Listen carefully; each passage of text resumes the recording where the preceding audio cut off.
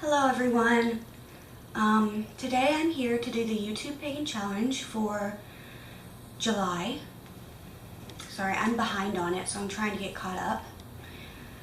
And I've got the notes for it, questions and some notes on my phone, which is currently plugged in so it doesn't die.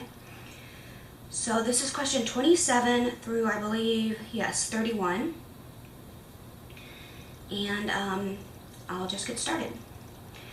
27. Do you use astrology? What do stars and planets mean to your practice? So I've always been very interested in astrology, but I've never really done a whole lot of studying on it. A friend of mine recently sent me a book. She doesn't live real close to me, and so she sent me a book in the mail because I couldn't get it where I live, and so she sent me this really cool book in the mail, and I've kind of glanced over it, but I haven't read it yet, totally, and it looks just so cool. I can't wait to really dive into it. But all I really know is the main three signs. The sun, moon, and rising, like what they mean. So your sun is like your core, like who you are, and then it's like the one you identify with. Then your moon is like your emotional self. That's right. Forgot to say your rising. Your rising is how you present yourself to the world. When I'm doing a spell, if I were to do a spell like involving another person, I would probably use their sun sign if I had it. I've never so I've sort of done a spell that involved another person, but it was like when I was a kid, and it was like the other person was there, and we were sort of doing it together. It was like a spell for both of us for like friendship to last forever, which like totally didn't, obviously, because we're not friends anymore. Well, not obviously, I mean, y'all didn't know that, but we're not friends anymore. As far as stars and planets, I don't really use any of those except for the Earth's moon, our moon. And I really only pay attention to that when it's full.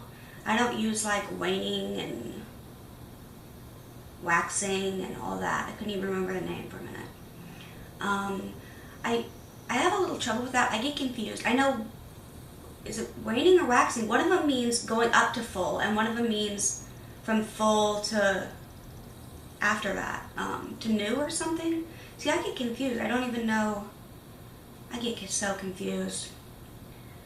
But, like, if you tell me which one is which, I'm like, oh, right, duh, that makes sense. And I'll remember it for, like, I don't know, a day, and then I'll forget. But, so, like, I don't know, like, what phase it's in, really, unless I use the app that tells me. Or, like, my paper planner, it's, paper, not the planner, not the, like, calendar on your, phone, will tell me when the full moon is and when the new moon is. It has like a round uncolored in circle for the full moon and a colored in one for the new moon, which I always get confused because it seems like the full moon should be the one that's colored in, but whatever. And then I know some people, there's like Mercury retrograde and other planet retrogrades as well, and I know a lot of people make a huge deal out of Mercury retrograde. Like, oh my gosh, technology's gonna go crazy and my life's gonna be hell on Mercury retrograde.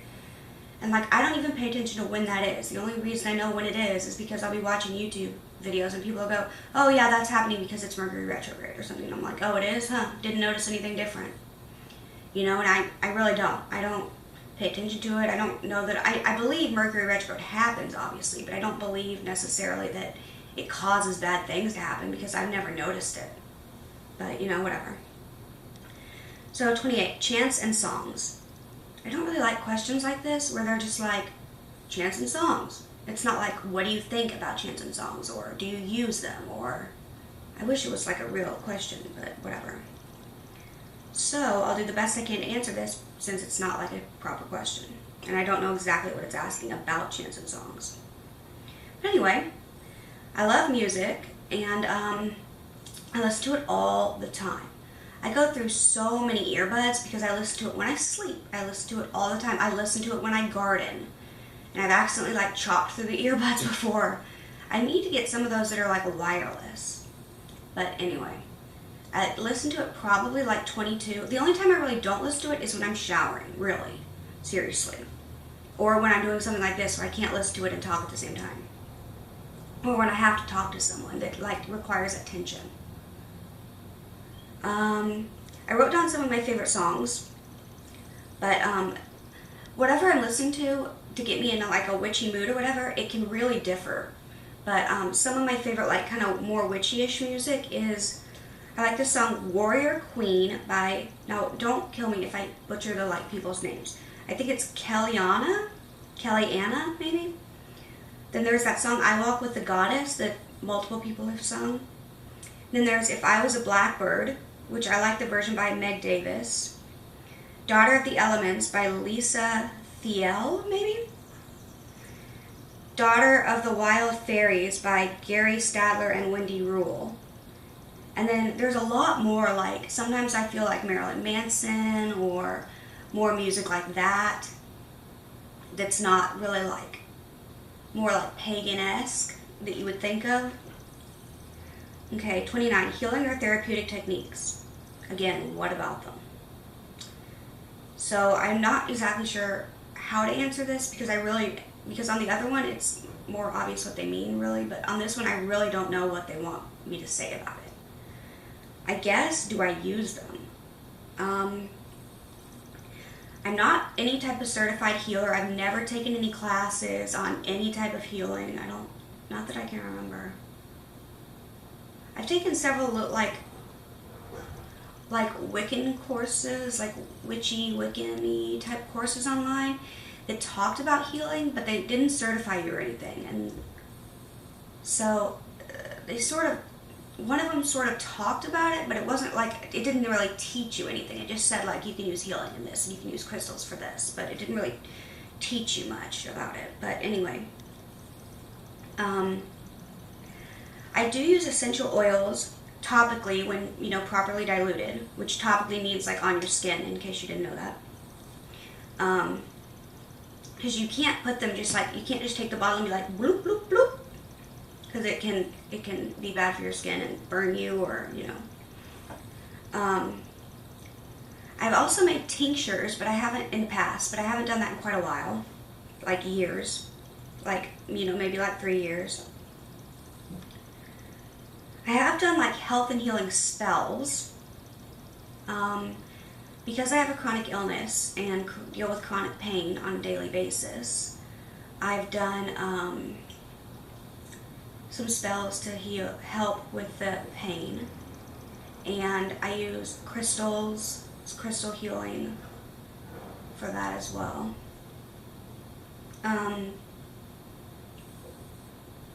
Oh, I did a small like candle healing spell for my friend that sent me the book when she was going through something. I've also I once went to a sorry, let me switch positions here. I also went to a Reiki practitioner and had a Reiki session done, but I don't know if she was sort of like, I don't want to say she was a fraud. I'm not saying she was. I'm just saying I don't know if she was sort of claiming to be a Reiki practitioner and she wasn't, or if she just didn't really know what she was doing and only taken a few classes, or if it's just not effective on me personally, or if it was and I just didn't feel it, or whatever. But it didn't help my pain. I didn't feel any different whatsoever. Lying there on the table, she had the place smelled like incense, or like she'd been using some type of oils, and I'm very sensitive to scents. And so the scent was bothering me, giving me a migraine. So it's almost like it was worse going there, because my migraine kicked up when it wasn't before. So it's like, okay, I'm almost like coming here to get better and I'm getting worse, but the pain that she was supposed to be helping with didn't get any better. So anyway, I'll just move on to the next question. 30. Cursing, binding, or banishing techniques. I've never done any of these, so I can't really say like, well, this is what I've done, and give you any like techniques that I've done. It's not that I haven't done any because I necessarily think it's wrong, because that's not exactly the case. There's never been an occasion. I don't think you should do these kind of things just like willy-nilly. Just, oh, well, that guy, annoys me, so I'm going to curse him. Or, let's just pick out a random stranger in the crowd who's ugly and curse him. Or something, I don't think that's right. I think this kind of thing should be really reserved for someone who's really, really done you wrong and really, really deserves it, and I don't know. So I can't really share any techniques I've used, but I do know a few that I wrote down, and I can't remember them off the top of my head, so I'm going to look at my list here. Alright, you can use poppets to represent someone if you have like something of theirs to use like within the poppet, or wrap it around it or whatever. You could do a freezer spell, which is like where you write someone's name, information, birthday, or have a picture of them and like put it in the freezer.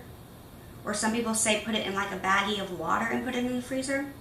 And then when you want to undo it, you would just take it out and let it melt.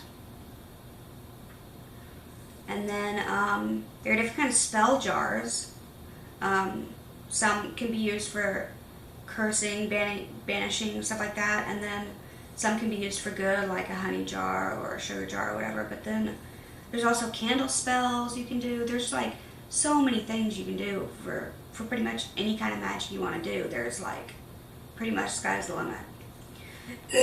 But like I said, I'm not really the best person to ask about this, because I've never really, the only really things I know about it are stuff I've heard other people talk about, or just like, yeah, because I've got that one book with the like witch feet on the cover.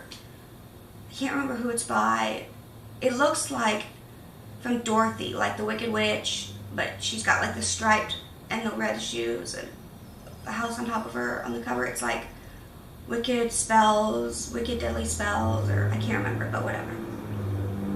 I do have that, and I've glanced through it, but I haven't like read the whole thing. Okay, 31, last one. How to enhance your dreams, have prophetic dreams, prevent nightmares, aid sleep. So personally for this, the first thing I would gravitate toward would be crystals. I haven't experimented with a whole bunch of different kinds of crystals, so I don't necessarily know which crystals are best for what, but even if I did, that would be my personal correspondences and not yours, which I personally think everyone should find their own and not just go by a book or by someone else's. So even if I did know which ones were all best for what, I would not necessarily tell you, because then you would go out and use mine instead of your own, especially if you were a beginner. And although one that is like general that a lot of people agree with is the amethyst is one that's good for psychic dreams. And a lot of people say if you're just starting out with dream work, not to use it, because because your dreams will you'll bring in a lot of stuff that you don't want. But I don't know.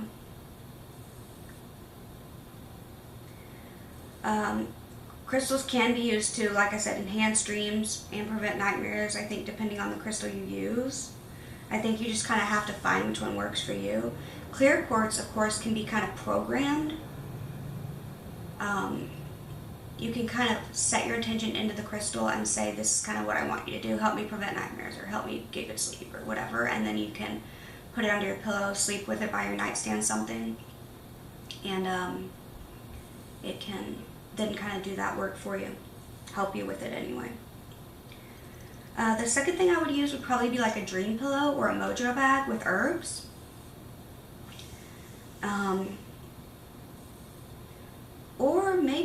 use a tea, like a chamomile tea. I just thought of that. You could use like a chamomile tea or that, because that's like supposed to be known as like a calming tea, right? So you could use a chamomile tea and then like put your intention in it before you drink it, like as it's steeping, or even before you put the herbs in the water. You could just like put your intention into it and then stir it clockwise, and then for positivity and stuff, and steep it, and then have your intention in there, and then for it to give you a good night's sleep, and then drink it, and then with the calming effects it already has, and then the intention you've put into it, then go to sleep, and hopefully it would help you. But also, if you're gonna, I do know some people make teas that they sell that are like for sleep blends. I've seen someone at the Renaissance Fair who sold a bunch of different types of teas, and I'm pretty sure she would have sold a sleep blend. I didn't see if she did or not, but she probably did, because she sold like some pretty obscure stuff.